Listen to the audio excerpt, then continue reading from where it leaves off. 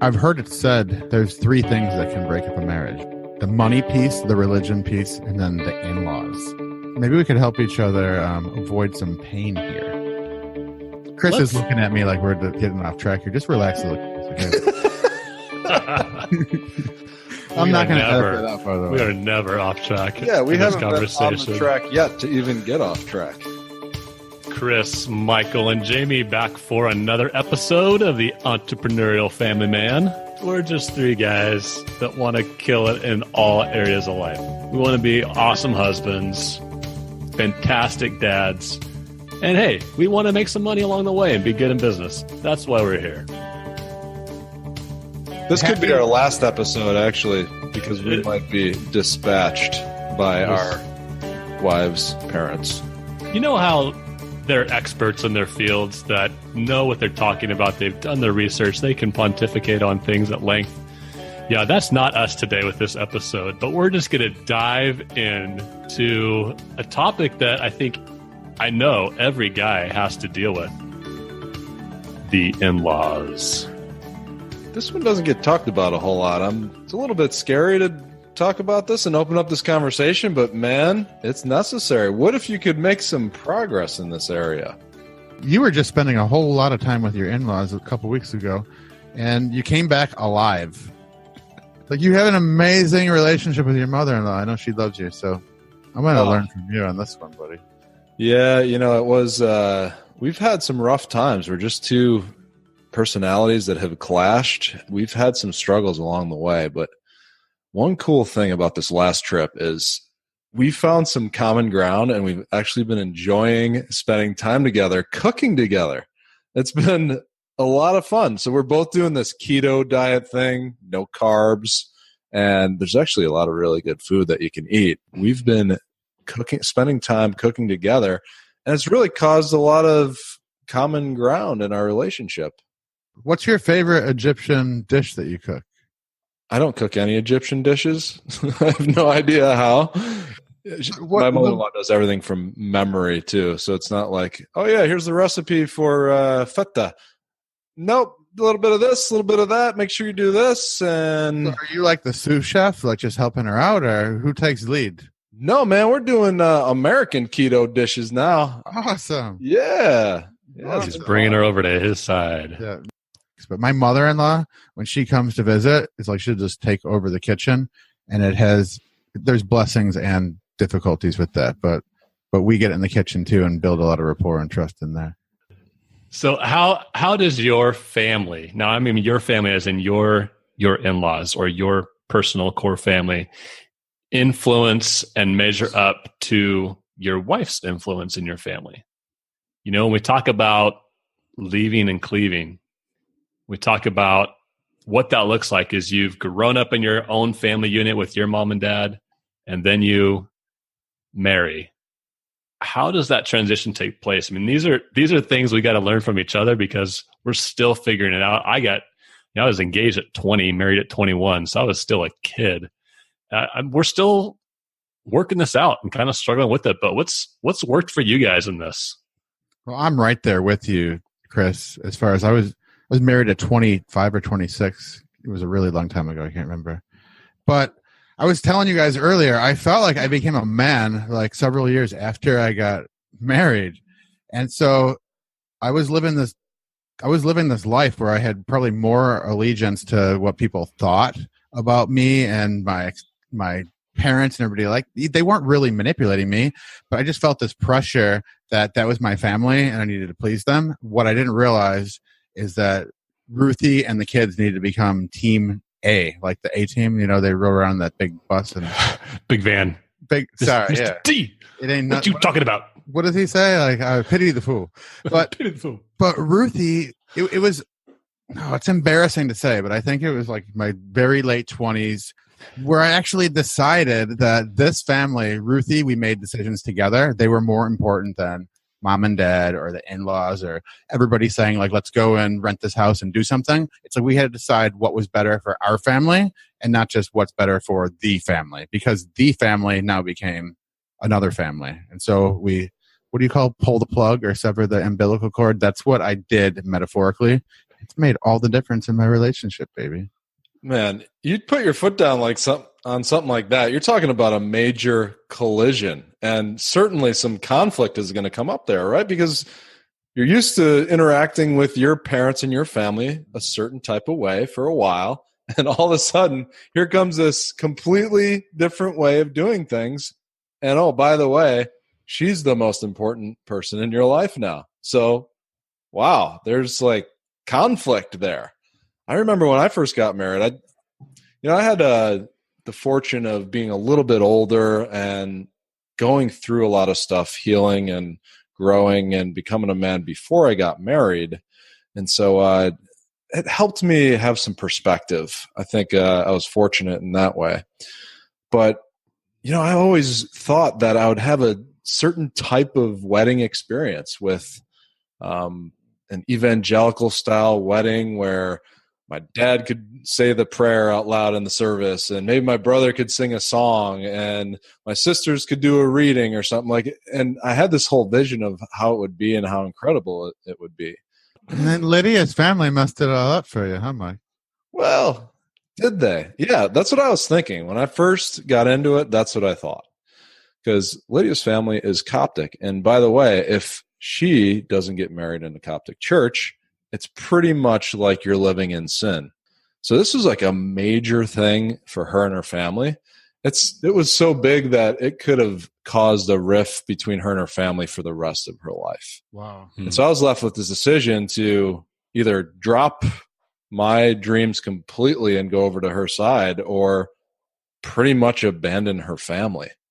And I knew that I wanted to be with her. I loved her, and I wasn't willing to give my relationship up with her. So there's only really one option, and that was to go through with this. But something cool happened, something unexpected. Instead of me having a loss, now I did miss out on my perfect little princess wedding like I wanted. But at the same time, it was an opportunity for me to show Lydia that I'm with you. I'm not with my parents anymore. I'm leaving my parents and binding myself to you, and we're moving forward together. And that was the first time like she really was able to see that I was all in, and this was going to be about us and not them. Yeah. What is can you give like a word picture to like what a Coptic wedding looks like the liturgy? Very, very different from what I'm used to. It's very liturgical, organized. It's very structured. Is there like a movie that has like with the wedding that looks kind of like that one? Like the big Greek wedding, or like any other wedding movie? Is there a guy asking leading questions on this podcast? Knowledge. Knowledge is my playing path.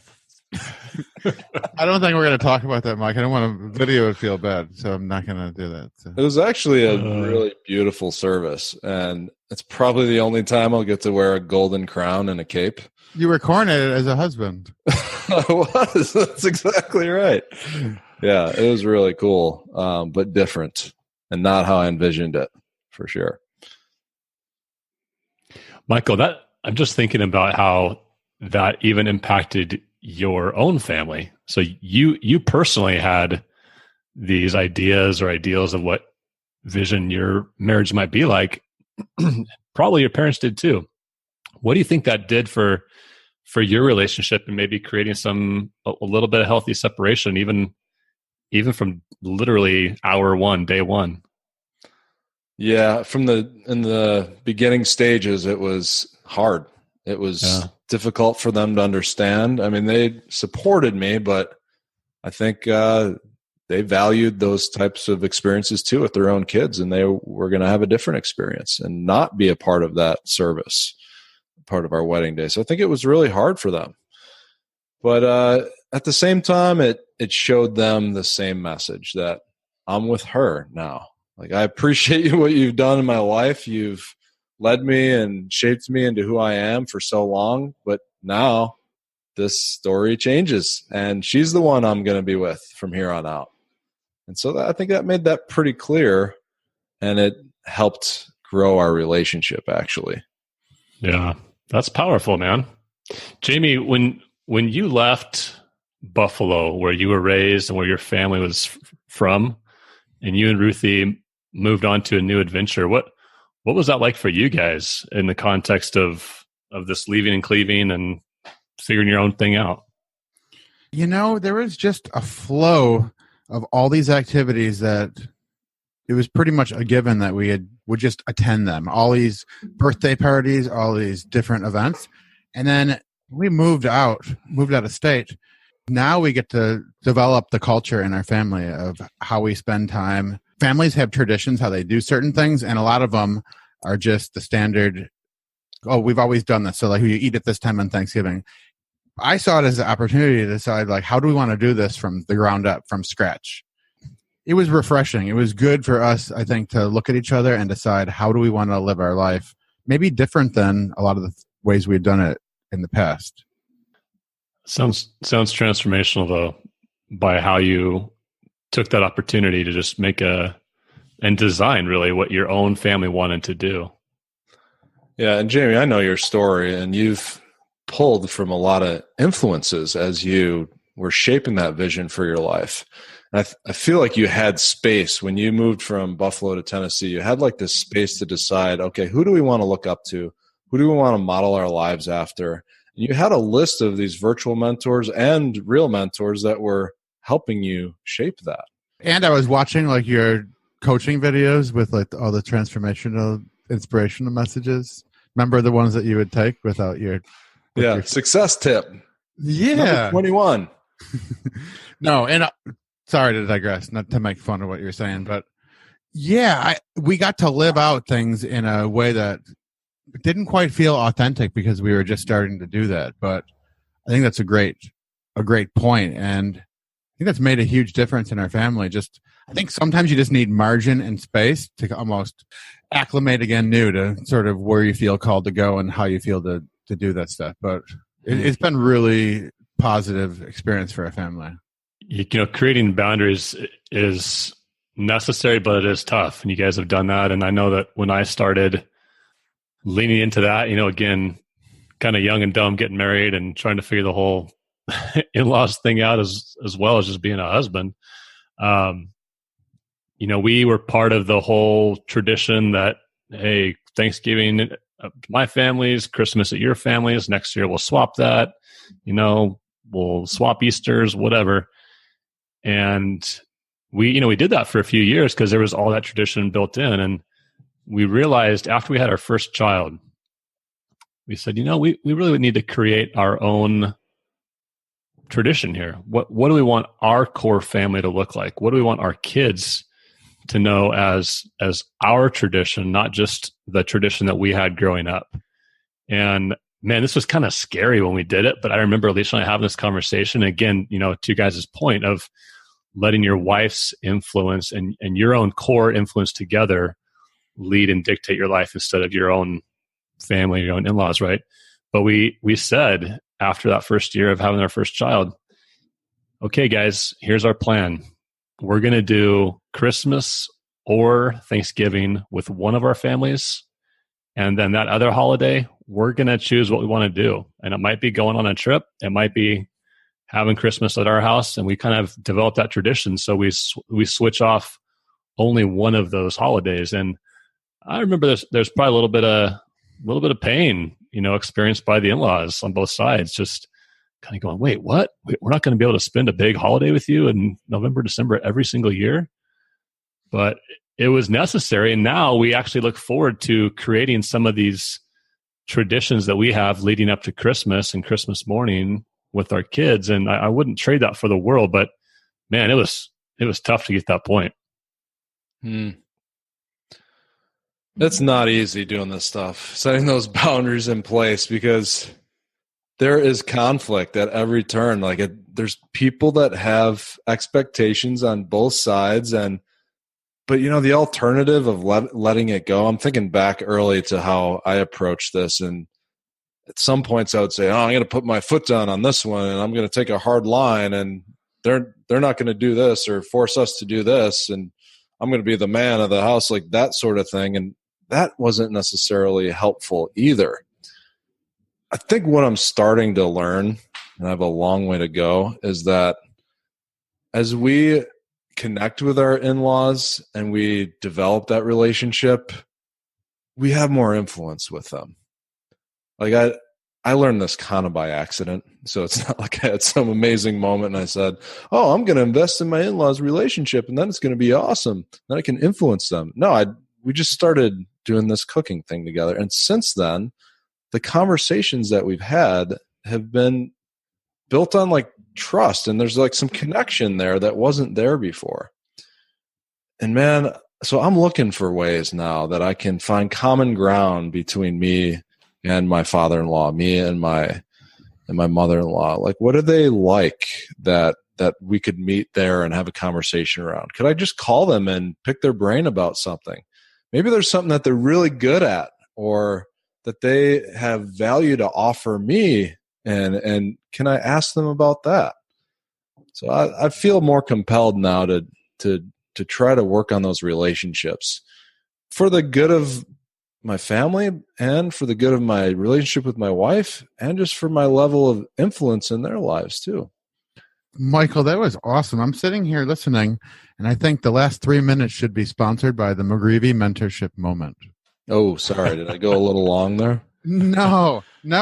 What I'm saying is that was really, really powerful and really awesome what you said. I'm just thinking of myself, and that's really cool kind of what you discover. I feel bad because I haven't taken the same initiative in my relationship with Ruthie's parents. I have a good relationship with them, but I don't intentionally try to connect and build that trust and rapport. And I think, inevitably there's going to be some conflict in certain families. And I think what you hit on was really, really awesome for me to take to heart, is that when and if, it's probable that conflict is going to happen, if you have those deposits in the relationship like you're building with your in-laws, and I see you before my eyes doing this, really, really good. So hats off.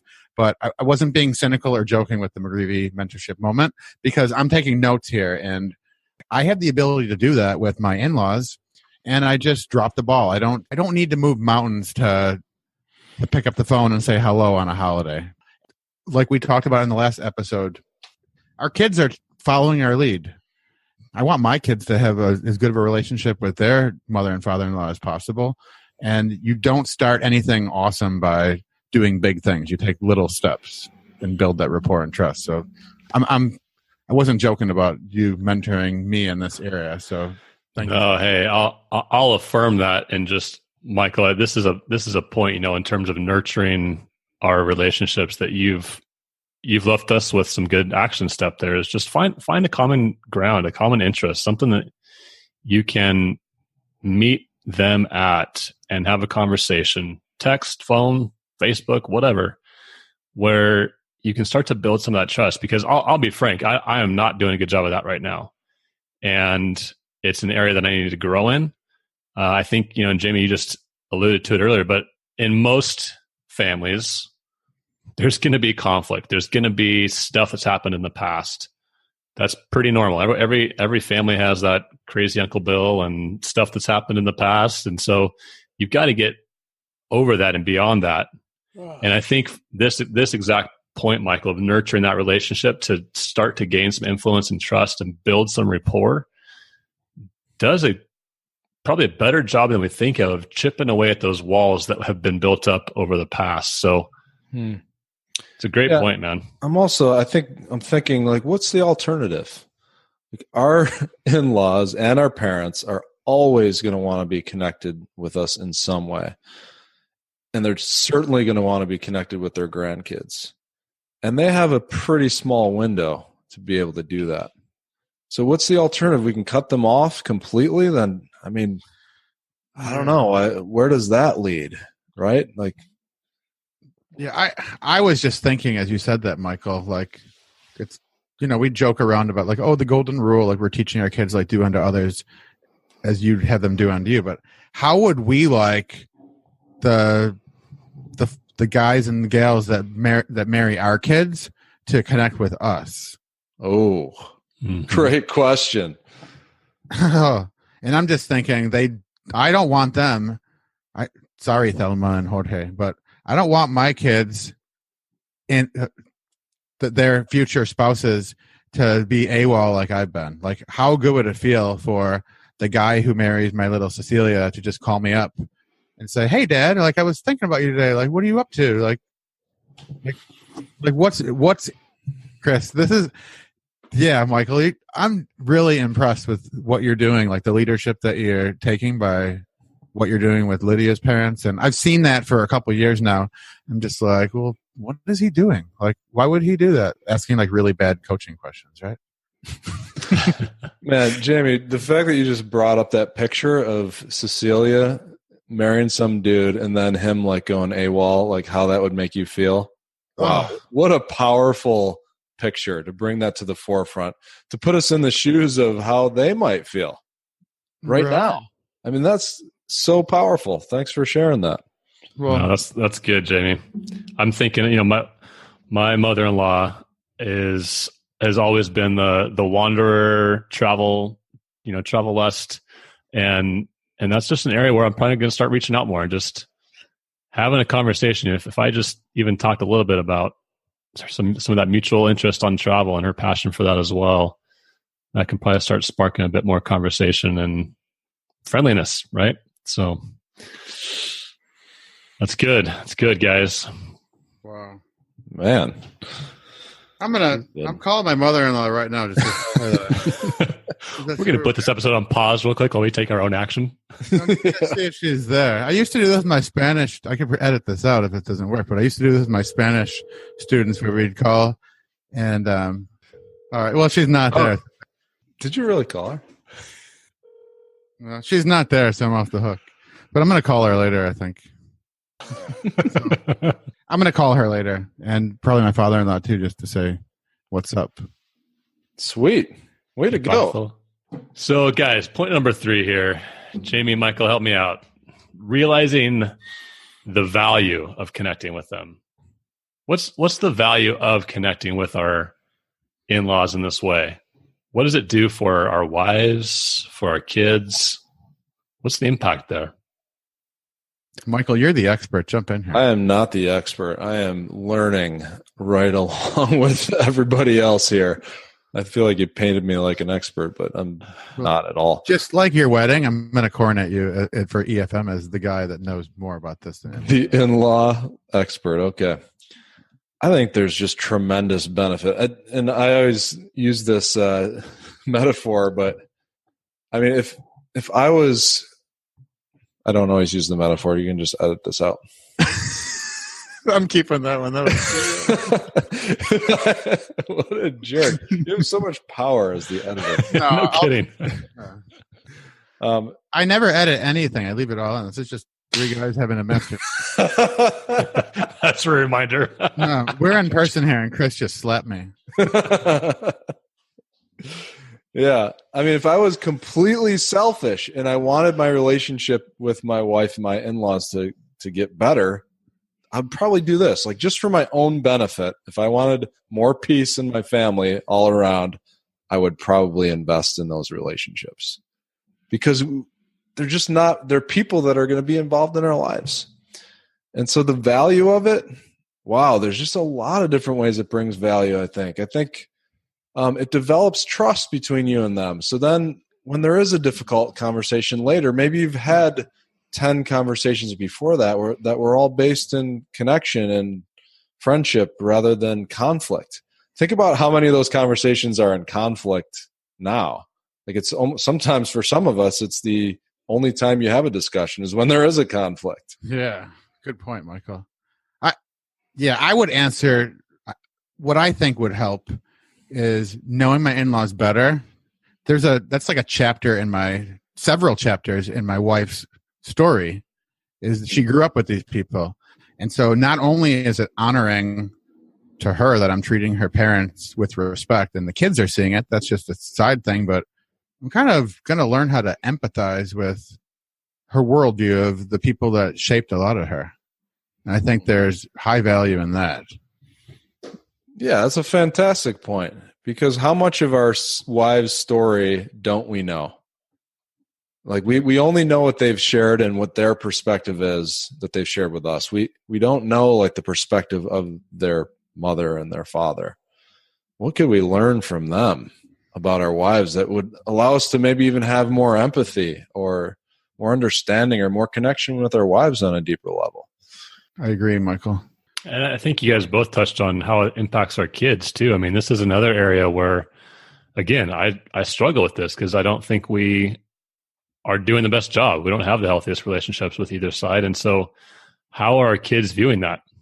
We're living a legacy right in front of them as we share these relationships. And so how are we treating our parents? How are they viewing that? And how would that shape them to treat their parents when they're older and their grandkids and all that? It's just a trickle down effect. And so that's an important piece of this, is understanding the legacy of those little ones around us watching this important relationship that we have. Chris, this is a topic that we are not experts in. You have walked a few more years than us in families and in-laws. Man, what are your thoughts in addressing this important topic that every couple has to deal with? Oh, great here. So now I come in as the expert. Is that right? McGreevy didn't get the mentor moment in there, so now it's the McCluskey mentor moment. Let's just clarify right up front here when it comes to issues with in-laws. A, you guys have nailed a terribly important issue for every guy to address. And B, nobody nails anything in marriage, but certainly not this one. So I'll be the first one to admit very humbly, I had to do some apologizing to my in-laws at a certain point in our relationship where I realized with really strong conviction how badly I had done some just dumb things, made some dumb comments and caused some damage. That, of course, like anything else, if we're hurting our in-laws, if we're dissing them, if we're in any way dishonoring them, it's a direct impact on our wives. It's not some small side issue. They're totally connected. So I wrote a very lengthy and heartfelt apology to my in-laws at a certain point in our marriage and followed that up with some face-to-face conversation, just owning mistakes that I had made. Doesn't matter whether they were made in ignorance or arrogance. If they were mistakes, they were mistakes, and they need to be owned and apologized for. So there's one word of wisdom from the school of hard knocks. Scripture is really clear on this for all of us in saying that we are to honor our fathers and mothers, and that would include, since our wife becomes one with us, then that would be her parents or our parents too. So we're to honor them. And that's the first of the commandments that comes with a promise. Honor your father and mother that it may go well with you. And I don't know if that's just between you and your wife or if that's the whole of your life, but it probably is both.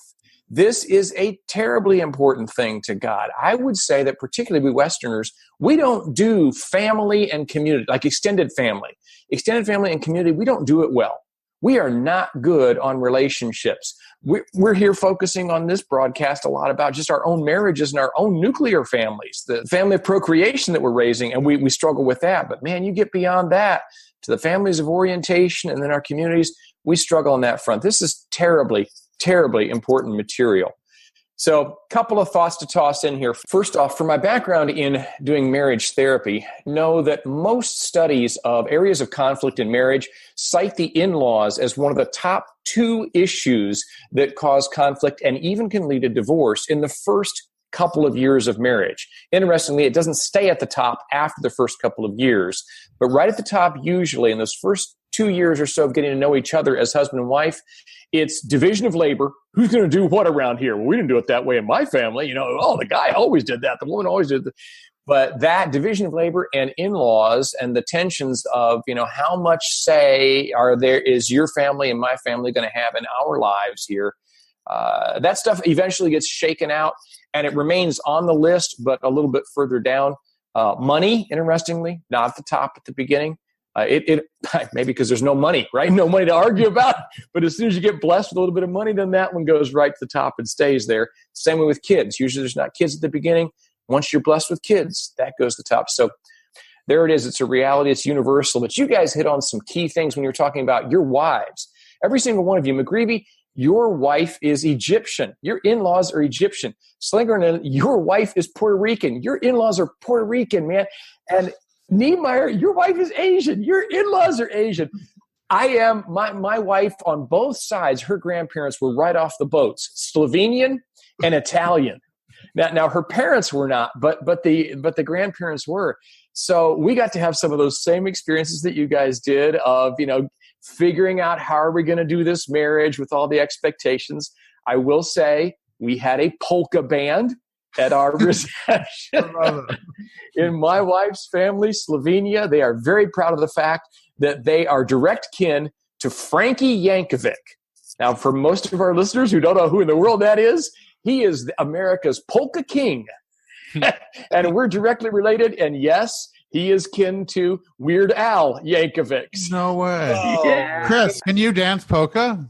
I can. I can dance polka. I've got a son who is learning to play the accordion. We had a live polka band at our wedding 34 years ago.